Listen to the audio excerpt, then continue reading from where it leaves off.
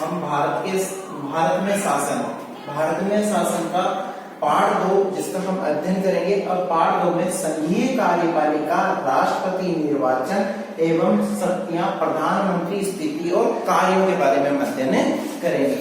और हमारा जो बिंदु है, प्रारंभिक जो बिंदु रहेगा हमारा राष्ट्रपति। पहले हम राष्ट्रपति के बारे में ज्ञानार्जन करेंगे कि राष्ट्रपति किस तरीके से निर्वाचित होता है, इसकी निर्वाचन प्रक्रिया क्या है, इसके पास में कौन कौन सी भेद शक्तियां होती है, इसके बारे में हम अध्ययन करेंगे। अब देखो, सरकार के 3 अंग होते हैं।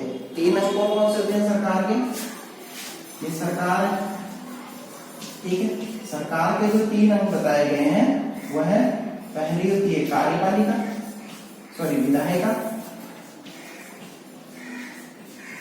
विधायिका, फिर है कार्यपालिका, फिर है न्यायपालिका। इस तरीके से इसके ये 3 अंग होते हैं। इसके हैं सरकार के 3 अंग होते हैं। और इसमें जो स्वीकृत नीतियां और कानूनों को लागू करने का काम किसका होता है? कार्यपालिका जी। विधायिका क्या करती है? कानून बनाती है, और लागू करने का काम कौन करती है? कार्यपालिका। कार्यपालिका इसको क्या करती है? लागू करती है। विधायिका का काम क्या है? कानूनों को बनाना, और कार्यपालिका का काम है उनको लागू करना। इस तरीके की प्रक्रियाएं चलती रहती है, ठीक है। अब साथ ही कि सभी देशों में एक ही तरह के ये कार्य नहीं होते, एक ही तरह की कार्यपालिका नहीं हो सकती। सभी जगह एक सी कार्यपालिका नहीं है। अलग अलग जगह में, अलग अलग देशों के अंदर अलग अलग जगह की अलग तरह की कार्यपालिकाएं कार्यरत रहती है, ठीक है। अलग प्रकार कार्यपालिका व्यवस्थापिका के आपसी संबंध। अब हम कार्यपालिका और व्यवस्थापिका के जो आपसी संबंध है वो अलग अलग देशों में अलग अलग प्रकार के बताए गए हैं। हम भारत के संदर्भ में इसका अध्ययन कर रहे हैं, ठीक है। अब देखो, राष्ट्र का जो अध्यक्ष एवं सरकार का अध्यक्ष, यानी हमारे यहाँ पे जो व्यवस्था है वो संघीय व्यवस्था, हमारे यहाँ कैसी है? संघीय व्यवस्था है। तो संघीय व्यवस्था में क्या किया गया है? शक्तियों का विभाजन किया गया है। तो हमारे राष्ट्र का प्रधान अलग होता है, मतलब राष्ट्र का प्रमुख अलग है। और वही बात अगर उसकी की जाए, राष्ट्र का प्रमुख अलग है, और यही बात अगर दूसरे तरीके से की जाए तो सरकार का जो प्रमुख है, सरकार का प्रमुख वो अलग होता है। इसमें है प्रधानमंत्री, सरकार का प्रमुख कौन होता है? प्रधानमंत्री। तो यहाँ पे कौन होता है? राष्ट्रपति। यहाँ पे कौन होता है? राष्ट्रपति। यानी राष्ट्र का प्रमुख अलग है, वो कौन है? राष्ट्रपति। सरकार का प्रमुख अलग है, वो कौन है? प्रधानमंत्री। यानी राष्ट्र और सरकार दोनों के ही प्रमुख अलग अलग होते हैं, क्योंकि हमारे यहाँ पे जो व्यवस्था अपनाई गई है वो संसदीय व्यवस्था अपनाई गई है। संसदीय व्यवस्था के अंदर सरकार सरकार का प्रमुख अलग होता है, जो जनता द्वारा निर्वाचित होता है, और राष्ट्र का जो अध्यक्ष है वो हमारे द्वारा निर्वाचित प्रतिनिधियों के माध्यम से निर्वाचित होके आता है। तो इस तरीके से ये अलग अलग बताए गए हैं। अब देखो, संसदात्मक व संसदीय व्यवस्था इसी प्रकार की हो गई है। अब इसमें ये चीज बताई गई है कि अध्यक्षात्मक व्यवस्था में राष्ट्रपति, अध्यक्षात्मक व्यवस्था में तो प्रमुख कौन हो गया? राष्ट्रपति हो गया, ठीक है। एवं राज्य एवं सरकार दोनों का प्रधान होता है। मतलब अध्यक्षात्मक व्यवस्था में राष्ट्रपति प्रमुख होता है, लेकिन जो राष्ट्रपति प्रमुख होता है वह राज्य व सरकार, केंद्र व राज्य दोनों का प्रमुख किसे बताया गया? राष्ट्रपति को बताया गया अध्यक्षात्मक में। जबकि हमारे संघीय जो व्यवस्था है, संघीय व्यवस्था में राष्ट्रपति राष्ट्र का प्रमुख होता है और प्रधानमंत्री सरकार का प्रमुख होता है। जबकि अध्यक्षात्मक यानी 2 प्रकार की व्यवस्थाएं होती है ना, इसमें एक होगी अध्यक्षात्मक और दूसरी कौन सी होगी? संघात्मक। अब संघात्मक के अंदर तो ये वाली लाइन लागू होगी, और अध्यक्षात्मक के अंदर के राष्ट्र का अध्यक्ष जो है वो प्रधानमंत्री होता है, लेकिन केंद्र और राज्य दोनों का प्रमुख भी किसे बताया गया है? राष्ट्रपति को ही बताया गया। और अलग अलग देशों में अलग अलग व्यवस्थाएं, कहीं पे संघात्मक व्यवस्था है और कहीं पे देशात्मक व्यवस्था और कई राष्ट्रों के अंदर जो व्यवस्था है वो अर्ध संघीय व्यवस्थाएं संचालित है, कई ऐसे राष्ट्र हैं। और कार्यपालिका का स्वरूप, अब हम पढ़ेंगे कार्यपालिका के स्वरूप के बारे में राष्ट्रपति के अधीन के रूप में। कार्यपालिका का स्वरूप क्या है इसके बारे में अध्ययन करेंगे और किसके साथ में, राष्ट्रपति के साथ में।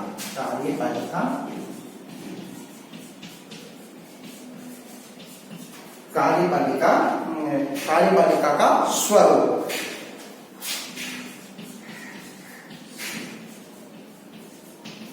इस तरह से कार्यपालिका का स्वरूप होता है। भारत में संसदीय व्यवस्था की स्थापना की गई। भारत में किसकी स्थापना की गई, संसदीय व्यवस्था की। भारत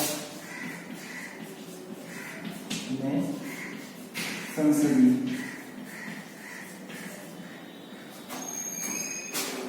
व्यवस्था, भारत के अंदर कैसी व्यवस्था है, संसदीय व्यवस्था है। भारत के अंदर कौन सी व्यवस्था स्थापित की गई है, संसदीय व्यवस्था स्थापित की गई है। लेकिन राष्ट्रपति कार्यपालिका का क्या होता है, औपचारिक प्रधान। राष्ट्रपति कार्यपालिका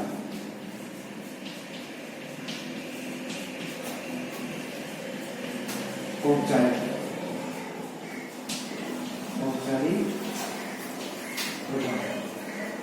मतलब राष्ट्रपति को क्या बनाया गया है, राष्ट्रपति को कार्यपालिका का औपचारिक प्रधान के रूप में इसको क्या किया गया है, स्वीकार किया गया है। ठीक है, इस तरीके से ये राष्ट्रपति औपचारिक प्रधान हो गया कार्यपालिका का। अब संवैधानिक, औपचारिक एवं संवैधानिक, दो एक और शब्द जुड़ेगा इसमें, औपचारिक प्रधान और संवैधानिक के पढ़ लो। संविधान के लिए बात उल्लेखित है। संवैधानिक प्रमुख की जो भूमिका निभाता है वो राष्ट्रपति निभाता है। ठीक है, अब देखो इसी के साथ में ये चीज बताइए कि प्रधानमंत्री के नेतृत्व में ही मंत्रिमंडल का गठन किया जाता है। प्रधानमंत्री के नेतृत्व में ही किसका गठन किया जाता है, मंत्रिमंडल का गठन किया जाता है। और जो प्रधानमंत्री के नेतृत्व में मंत्रिपरिषद का जो वास्तविक जो प्रधान होता है, प्रधानमंत्री के नेतृत्व में जो मंत्रिपरिषद का जो प्रधान होता है वो प्रधानमंत्री होता है, क्योंकि सरकार का वो प्रमुख है। इस वजह से इस तरीके से उसको शक्तियां ऐसे दी गई। संविधान का जो अनुच्छेद 52 है, संविधान का अनुच्छेद 52, अब ये अनुच्छेद 52 क्या बता रहा है, अनुच्छेद 52 राष्ट्रपति के बारे में बताता है कि राष्ट्रपति का निर्वाचन किया गया है, यानी राष्ट्रपति की व्यवस्था की गई है। यानी संविधान के द्वारा राष्ट्रपति की व्यवस्था, यानी ये राष्ट्रपति से संबंधित क्या है, राष्ट्रपति से संबंधित ये क्या हो गया, अनुच्छेद हो गया, अनुच्छेद 52। लेकिन 53 ये बताता है कि संघ की कार्यपालिका शक्ति राष्ट्रपति में निहित होगी। यानी अनुच्छेद 53, अनुच्छेद जो 53 है वो क्या बता रहा है,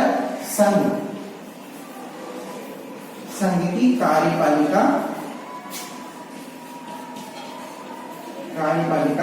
शक्ति इसमें रहेगी, इसमें संघ की जो कार्यपालिका शक्ति है वो राष्ट्रपति में निहित होगी। किसमें होगी, राष्ट्रपति में होगी। देखो अनुच्छेद 52 राष्ट्रपति की व्यवस्था करता है, अनुच्छेद 53 संघ की कार्यपालिका शक्ति राष्ट्रपति में निहित होगी। इस तरीके से ये दोनों अनुच्छेद इस तरीके से काम में आते हैं। अब है राष्ट्रपति का निर्वाचन। राष्ट्रपति के निर्वाचन के बारे में हम अध्ययन करेंगे। राष्ट्रपति का निर्वाचन किस तरीके से होता है, राष्ट्रपति का निर्वाचन।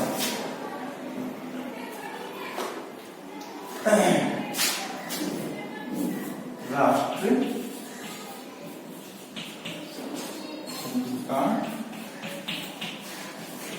निर्वाचन।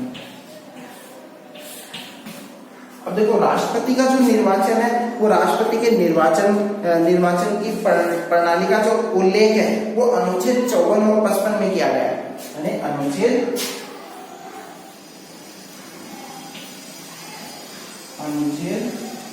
54 व 55 राष्ट्रपति निर्वाचन से संबंधित है। किससे संबंधित है? राष्ट्रपति का निर्वाचन अनुच्छेद 54 व 55 के अनुसार किया गया। अनुच्छेद 54 के अंदर ये बात उल्लेखित है कि राष्ट्रपति का निर्वाचन एक निर्वाचक मंडल द्वारा किया जाएगा, यानी राष्ट्रपति का निर्वाचन एक निर्वाचक मंडल के द्वारा किया जाएगा। किसके द्वारा किया जाएगा? राष्ट्रपति का निर्वाचन निर्वाचक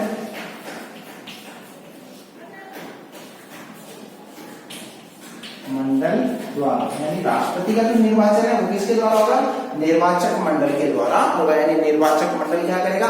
राष्ट्रपति का निर्वाचन करेगा। इस तरीके से ये व्यवस्था की गई है अनुच्छेद 54 के अनुसार। और दूसरी चीज इसमें ये चीज बताई गई कि जो संसद के जो प्रतिनिधि है, संसद के जो सदस्य हैं, संसद के दोनों सदनों के सदस्य, संसद हो गई है, संसद के दोनों सदन, लोकसभा और राज्यसभा, अब इनके संसद सदस्य क्या करेंगे? लोकसभा व राज्यसभा दोनों के ही सदस्य मिलकर राष्ट्रपति के निर्वाचन के अंदर अपनी भूमिका निभाएंगे, यानी उसको मतदान करेंगे। और दूसरी चीज जो निर्वाचन के अंदर है वो विधानसभा द्वारा, यानी विधानसभा के निर्वाचित सदस्य, यानी प्रत्येक राज्य की जो विधानसभाएं हैं वहां से निर्वाचित सदस्य भी किसमें भाग लेंगे? वहां से निर्वाचित सदस्य भी किसके अंदर भाग लेंगे? ये राष्ट्रपति के निर्वाचन के अंदर भाग लेते। तो इस तरीके से इसी निर्वाचन की प्रक्रिया और निर्वाचन प्रक्रिया के अंदर आनुपातिक प्रतिनिधित्व एकल संक्रमणीय मत पद्धति का प्रयोग किया जाएगा। आनुपातिक प्रतिनिधित्व एकल संक्रमणीय मत पद्धति का इसके अंदर क्या किया गया? प्रयोग किया जाएगा। इस तरीके से राष्ट्रपति का निर्वाचन होता है। और ठीक है, इस तरीके से राष्ट्रपति का निर्वाचन हो गया। अब राष्ट्रपति तो निर्वाचित हो गया, लेकिन अब उसमें कुछ कमियां पाई गई, मान लो अनुशासनहीन है वो, या कदाचार मतलब अच्छा आचरण उसका नहीं है, कदाचार अगर उसमें पाया जाता है तो उस स्थिति के अंदर उस पर महाभियोग लगाया जा सकता है। उस पर क्या लगाया जा सकता है? महाभियोग प्रक्रिया से उसके पद से उसको अपदस्थ किया जा सकता है। राष्ट्रपति को अपदस्थ करने के लिए कौन सी प्रक्रिया का इस्तेमाल किया जा सकता है? महाभियोग प्रक्रिया का इस्तेमाल किया जा सकता है। ठीक है, अब राष्ट्रपति जो है सही तरीके से काम नहीं कर रहा है, अब उस समय उस पर महाभियोग लगा दिया, अब उसको पद से उसको अपदस्थ कर दिया, तो 6 माह के भीतर ही नया राष्ट्रपति निर्वाचन करना भी आवश्यक है। अब नया जो राष्ट्रपति 6 माह के भीतर जो निर्वाचित होकर आएगा उसकी जगह क्या होगा कि उसका जो कार्यकाल, बचा हुआ जो कार्यकाल है, उतने ही समय के लिए उसे राष्ट्रपति निर्वाचित किया जाएगा। उतने ही समय के लिए वो उतना उसका कार्यकाल रहेगा, नहीं कि उसे जिस दिन से वो निर्वाचित हुआ उस दिन से उसका जोड़ लिया जाए, ऐसा नहीं होगा। वह तो जिस दिन से निर्वाचित हुआ है तो वो नहीं, जो पहला जो राष्ट्रपति है उसी राष्ट्रपति के कार्यकाल के अधीन उसे कार्य करना पड़ता है। वो राष्ट्रपति अपने पद से विमुख होना चाहता है, अपने पद को छोड़ना चाहता है, तो अपना त्याग पत्र उपराष्ट्रपति को देगा और उपराष्ट्रपति के पास में त्याग पत्र उसको दिया जाता है। और उसकी अनुपस्थिति में अब राष्ट्रपति कहीं बाहर गया हुआ है या उसने त्याग पत्र दे दिया, तो उसकी अनुपस्थिति में उसी के द्वारा ये संपूर्ण कार्य उपराष्ट्रपति के द्वारा ही किए जाते हैं। ये राष्ट्रपति की निर्वाचन प्रक्रिया। अब राष्ट्रपति निर्वाचित होने के लिए योग्यता है, इसके लिए राष्ट्रपति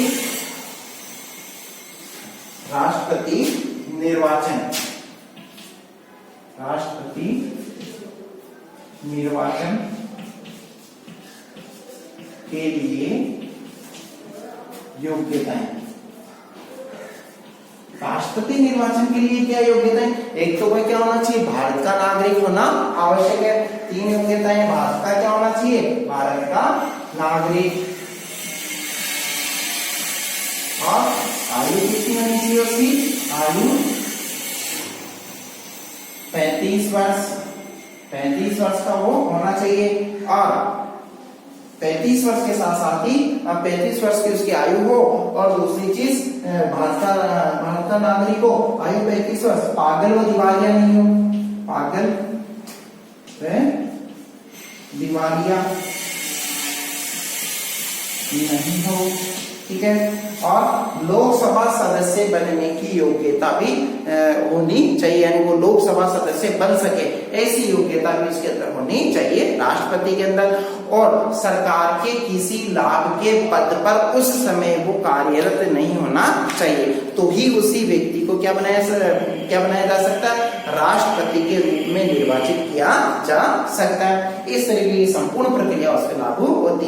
अब वेतन विशेषाधिकार की जो सुविधाएं राष्ट्रपति को प्राप्त होती है इसके बारे में हम अध्ययन करेंगे। राष्ट्रपति का वेतन विशेषाधिकार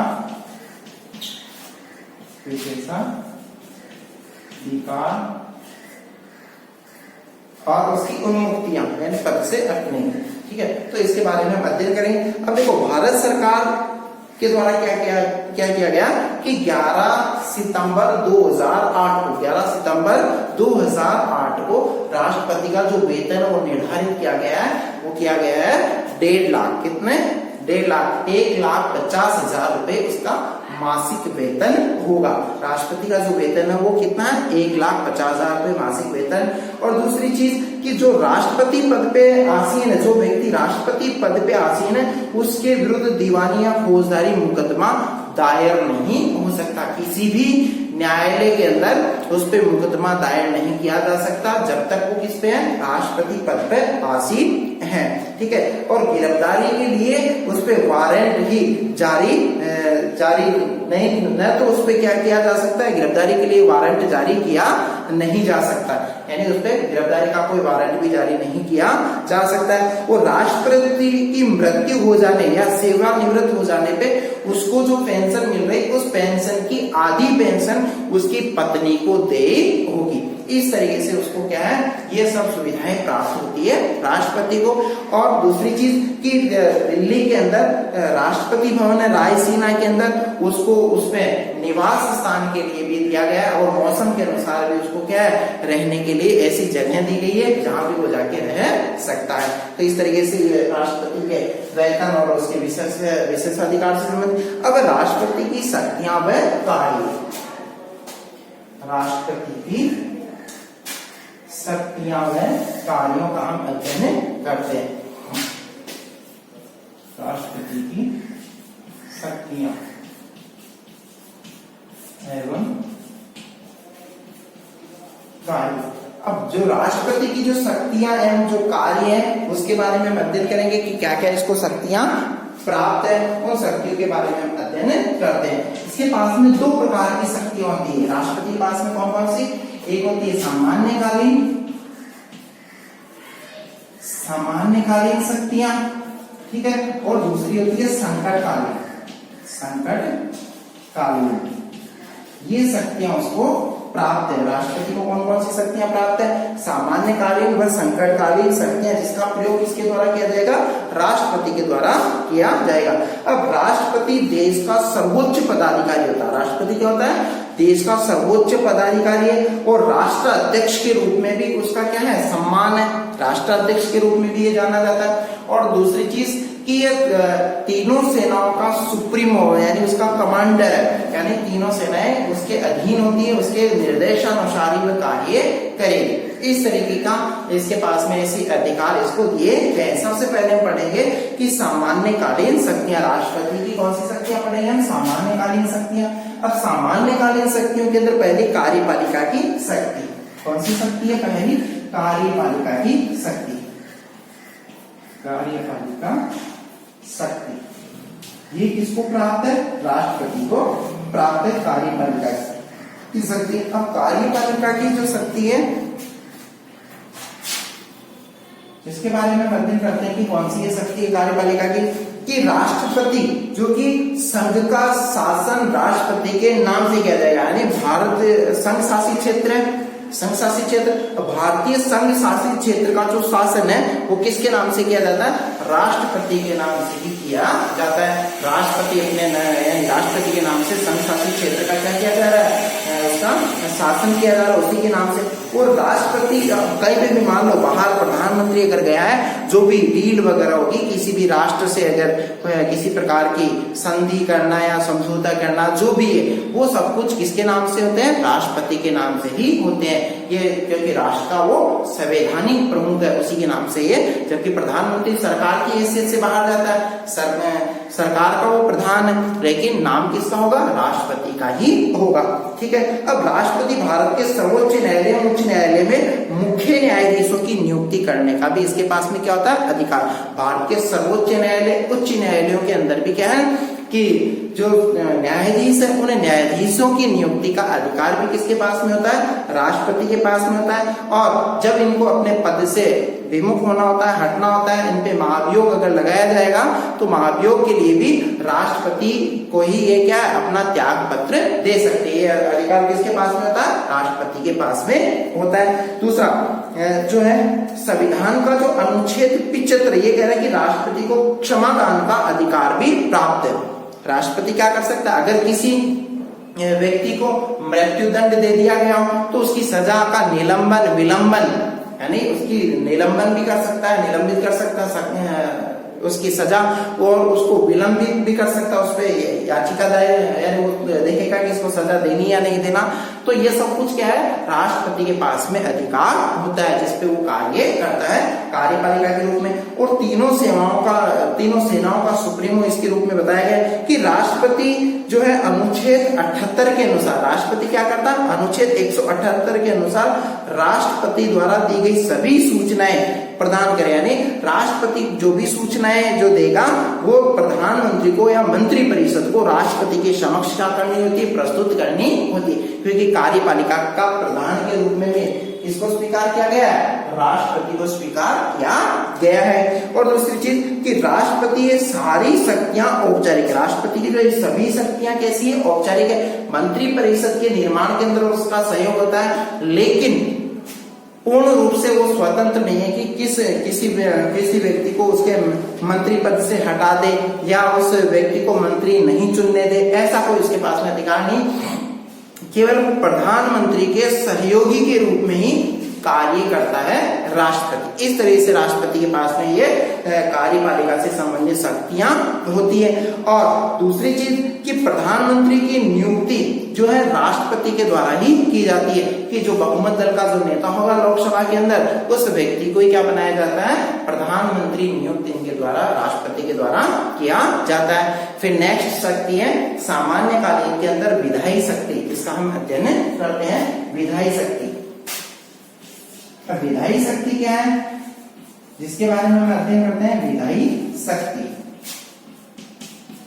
अब ये जो विधायी शक्ति है, विधायी शक्ति में ये बताया गया है कि संसदीय व्यवस्था होने के कारण, हमारे यहाँ कैसी व्यवस्था है, संसदीय व्यवस्था होने के कारण राष्ट्रपति कार्यपालिका का साथ ही संघीय व्यवस्थापिका यानी संसद का अंग भी होता है। यानी जो राष्ट्रपति है हमारे यहाँ पे संघात्मक व्यवस्था और संघीय व्यवस्था, और संघीय व्यवस्था के कारण ही कार्यपालिका का प्रमुख होते हुए ये संसद का अंग भी होता है, क्योंकि संसद के 3 अंग बताए गए। संसद के 3 अंग कौन कौन से होते हैं, संसद के 3 अंग, जिसमें राष्ट्रपति हो गया, लोकसभा हो गई और राज्यसभा हो गई। ये संसद के 3 प्रमुख अंग होते हैं। सरकार के अंग हमने पढ़े थे, कार्यपालिका,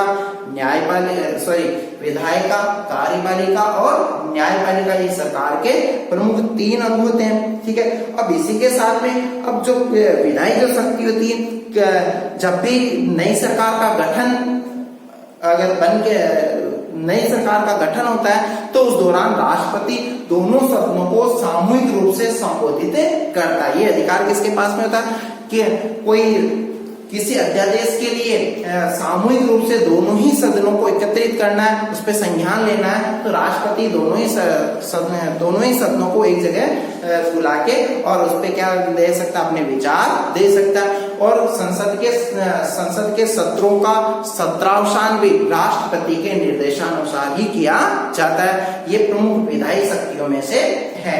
ठीक है। अब अनुच्छेद इसमें ये चीज बताइए कि जो राष्ट्रपति है उसको अभिभाषण मतलब राष्ट्रपति क्या करेगा, संयुक्त रूप से दोनों ही सदनों को जो संबोधित करेगा उसे अभिभाषण के रूप में भी जानते हैं, अभिभाषण कहते हैं, ठीक है। और इस राष्ट्रपति के पास में ये शक्ति होती है कि लोकसभा के अंदर कितने सदस्य मनोनीत कर सकता है, 2 सदस्य, और 2 सदस्य ये आंग्ल भारतीय सदस्य होते हैं विधायी शक्ति के रूप में। विधायी शक्ति के रूप में राज्यसभा के अंदर इसको 12 सदस्य मनोनीत करने का अधिकार है, और ये जो 12 जो सदस्य जो मनोनीत करेगा राष्ट्रपति, ये 12 सदस्य कहां से आएंगे, इनमें विशिष्ट प्रतिभा होगी, विशिष्ट प्रतिभा के धनी होंगे, उन्हीं व्यक्तियों को इसके अंदर ये मनोनीत करने का इसके पास में अधिकार होता है राष्ट्रपति के पास में। विशेष उपलब्धियां जैसे किसी फिल्म अभिनेता अभिनेत्री को, या खेल के क्षेत्र में, या फिर विज्ञान के क्षेत्र के अंदर, कला इत्यादि के क्षेत्र से वो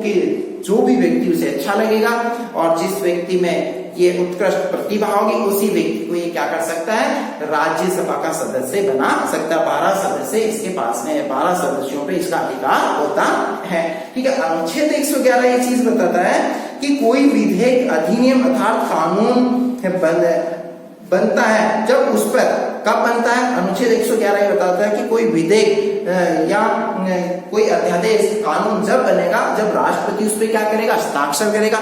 जब तक राष्ट्रपति उस पर हस्ताक्षर नहीं करेगा वह विधेयक कानून के रूप में स्वीकार नहीं किया जाएगा।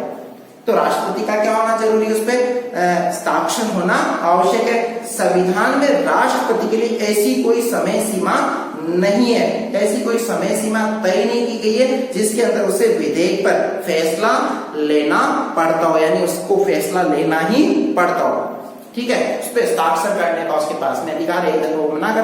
और लोकसभा के अंदर कोई विधेयक, धन विधेयक है तो उसकी भी अनुमति कौन देता है, लोकसभा अध्यक्ष किसके पास में आएगा, राष्ट्रपति के पास में, और उसकी अनुमति राष्ट्रपति के द्वारा ही दी जाएगी, ठीक है।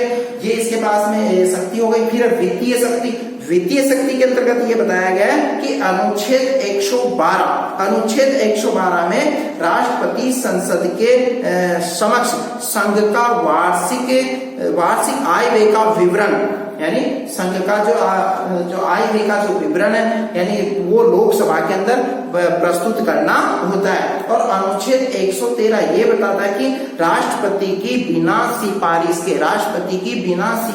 के कोई भी धन विधेयक लोकसभा के अंदर प्रस्तुत नहीं किया जा सकता, उसकी सिफारिश का होना आवश्यक है।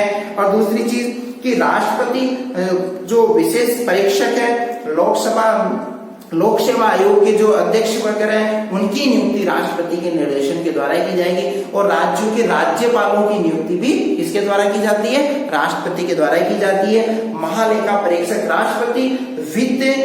राष्ट्रपति जो है वो क्या करेगा कि वित्त आयोग की सिफारिशों के आधार पर ही आयकर और अन्य करों से प्राप्त आय को केंद्र व राज्यों के अंदर समान रूप से वितरित करता है। यानी जो आय के रूप में, जो टैक्स के रूप में जो पैसा आता है, कर के रूप में जो पैसा आता है, वो राष्ट्रपति की सिफारिश पे क्या किया जाता है, इसको सभी राज्यों के अंदर डिस्ट्रीब्यूट किया जाता है, केंद्र व राज्यों के अंदर। अब जो न्यायिक शक्तियां राष्ट्रपति की, अनुच्छेद 72 के अंदर इस बात का उल्लेख किया गया है कि राष्ट्रपति के पास में यह अधिकार है कि व्यक्ति को क्षमादान वो दे सकता है, किसी की सजा कम या अधिक जो भी है उसको करने का अधिकार किसके पास में होता है, राष्ट्रपति के पास में होता है। वो चाहे तो किसी व्यक्ति को अगर सजा मिल रही है तो उसकी सजा कम कर दे, या फांसी की सजा है, या फिर उसको बिल्कुल निलंबन विलंबन जो भी है वो सब कुछ अधिकार राष्ट्रपति के पास में होता है। राज्यपालों की नियुक्ति और सैनिक बोर्डों से संबंधित मामले वो जो है वो राष्ट्रपति की देखरेख के अनुसार ही किए जाते हैं। राष्ट्रपति अपने मंत्रियों से परामर्श जरूर करता है, नहीं राष्ट्रपति जो मंत्री परिषद उनके सदस्यों से परामर्श करके आगे की कार्रवाई का संचालन करता है। तो ये राष्ट्रपति की जो सामान्यकालीन शक्तियों का हमारे द्वारा जो अध्ययन किया गया है, इसको अच्छे तरीके से आपको पढ़ना है, इसकी PDF फाइल सेंड कर दी जाएगी, इसको और इसका होमवर्क के तौर पे भी आपको करना है। धन्यवाद।